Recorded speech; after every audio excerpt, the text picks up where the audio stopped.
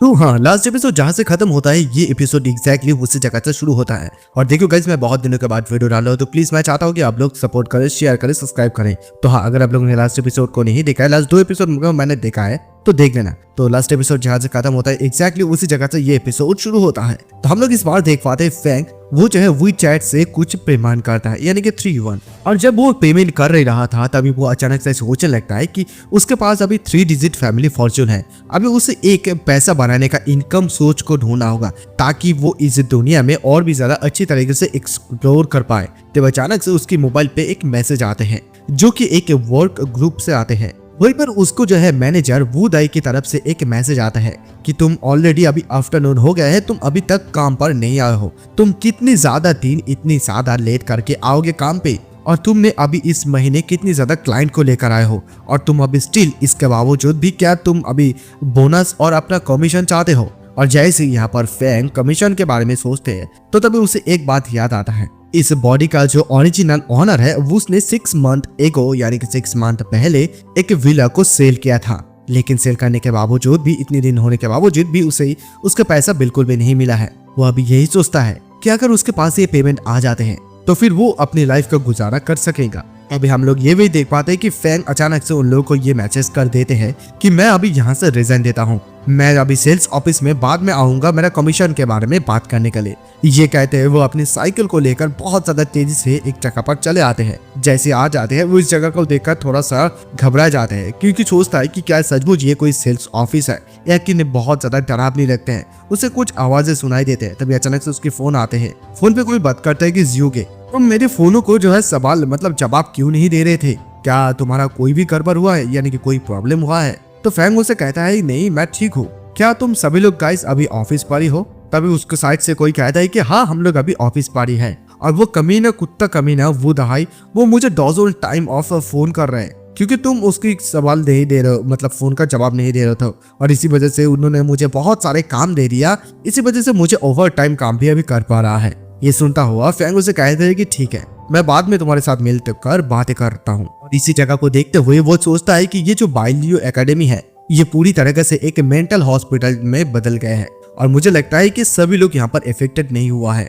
और अभी उसे ये चीज भी यानी कि ये जो हॉस्पिटल है ये भी बहुत ज्यादा उसे इंटरेस्टिंग लग रहा था। अचानक से वो जैसे सामने जाता है उसका सर किसी से टकरा जाता है और उसके हाथ भी किसी से टकरा जाता है। वो सोचता है कि अभी कुछ मेरे हाथ से टकरा गया है, और उससे वो चीज बहुत ज्यादा सॉफ्ट लग रहा था। मतलब वो यही सोच रहे थे कि ऐसा भी हो सकता है कि हम लोग इस मेंटल हॉस्पिटल पर एंटर नहीं कर पाएंगे। लेकिन तभी हम लोग देख पाते हैं कि उसके हाथ एक लड़की के संतरे पे आ जाते हैं, यानी कि दोनों संतरे पे। अचानक से वो लड़की उसे जोरदार का एक थप्पड़ मारते हुए कहते हैं कि रास्कल, मैं अभी तुम्हारे बारे में जल्दी से जल्दी कंपनी में कंप्लेन करने वाले हूँ। तभी वहाँ पर एक सिक्योरिटी गार्ड भी रहता है। वो बताते हैं कि तुम इतनी ज्यादा शोर क्यों मचा रहे हो। तभी वो बताते हैं कि क्या वो जियोफिंग नहीं है, उसने तुम्हारे साथ क्या किया है। और इधर जियोफिंग जैसे इस जगह को देख पाते हैं, इसका नाम होता है व्हाइट येलो एकेडमी। वो इस चीज को देखते हुए एकदम से घबरा जाता है, अपना आंखें बंद करके जैसे खोलता है इसी चीज को वो अलग नजरिए से देख पाते हैं, क्योंकि अभी के अभी वो जिसने बाइलियो एकेडमी को देखा था वो अचानक से दोबारा से गायब हो गया है। क्या ऐसा भी हो सकता है वो जिस मेंटल हॉस्पिटल को देख पा रहे हैं वो उस चीज को फिजिकली टच नहीं कर पाता है।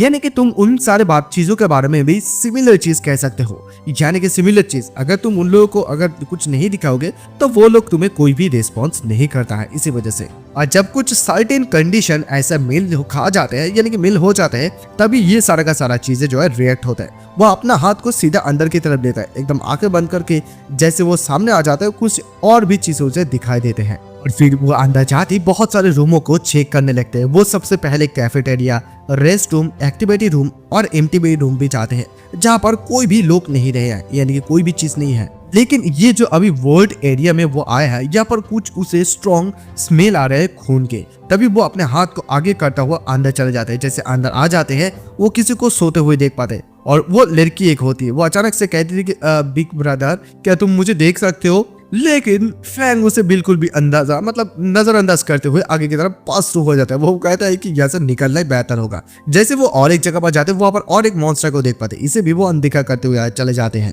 यानी कि एटलीस्ट उसे यहाँ पर बहुत सारे डॉजन्स ऑफ क्रिएचर्स देख पा रहे हैं। वो बाहर निकलते बहुत सारी चीजों को भी देख पाता है क्योंकि इस वर्ल्ड डोर कुछ वर्ल्ड के जो डोर है वो खुला हुआ है, यानी कि स्टेन्स पॉसिबली कुछ चीजें भी उसके पीछे पीछे आ रहा है। और वो आगे की तरफ जाते हुए इन सारे क्रिएचर से बचते हुए आगे जाते हुए सोच भी सकता है, मतलब सोच भी लगता है कि मुझे इन सारे घोस्टों से बचने के लिए अपनी फेस को थोड़ा सा शांत रखने की जरूरत है। और वो अभी और एक रूम पर भी जाते हैं और जाने के वक्त ये भी सोचता है कि वो अपनी वाइफ को इसी वजह से शुक्रिया अदा करना चाहता है, क्योंकि उसने उसे 18 बार मारने के बाद वो जो मतलब मारा था, इसी वजह से वो आज ऐसी सिचुएशन पर भी काम रह सकता है। वो ये भी सोचता है कि अगर मैं यहाँ पर कुछ केस को स्टडीज करता हूँ, डाटा को एनालाइज करता हूँ, तो फिर मुझे कुछ यूजफुल इंफॉर्मेशन मिल सकता है। वो अपने नीचे कुछ कागज को देख पाते हैं जहाँ पर कुछ लिखा हुआ था कि एक्सपेरिमेंटल बॉडी, जिसे कि ट्रांसफर कर दिया है किसी जगह पर। वो इसी चीज को देखता है। वो इसी चीज को देखता हुआ सोचता है कि क्या ये सारा का सारा जो अपीयरेंस अभी मेरे सामने है, ये क्या अभी पीपल में यानी कि इंसानों में ट्रांसफर हो सकते हैं? इस वर्ल्ड में अभी तक जितनी भी सारे घोस्ट हैं, शायद एक दिन ये सारा का सारा जो घोस्ट है वो एक दिन ह्यूमन रहा करता था, लेकिन ये सारा का सारा घोस्ट भी इल्यूशनरी है। वो रिपोर्ट को ढूंढने के लिए इन लोगों से कुछ मांग भी नहीं सकता है। लेकिन तभी अचानक से उसके सर के ऊपर जो कुछ बाल आ जाता है। इसी चीज को देखते हुए वो पास थ्रू करना चाहते हैं, यानी कि पास थ्रू होकर वो बाल नीचे की तरफ गिरने लगता है। वो एकदम शांत रहता है। शांत रहते हुए वो आगे की तरफ जाने लगता है।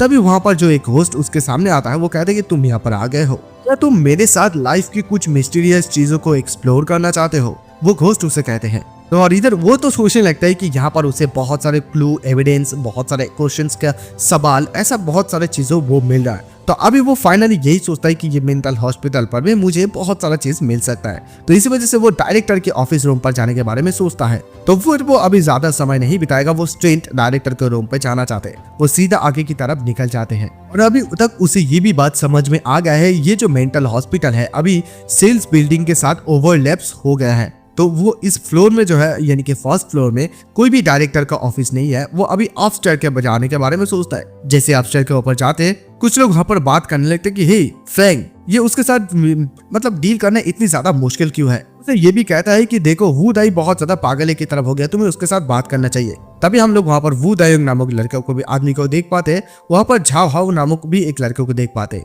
और तभी वू दाई उसे कहता है कि फैंग्स यू, तुम्हारा इतना हिम्मत कैसे हुआ कि तुम यहाँ पर काम करने के लिए ऊपर आ गए?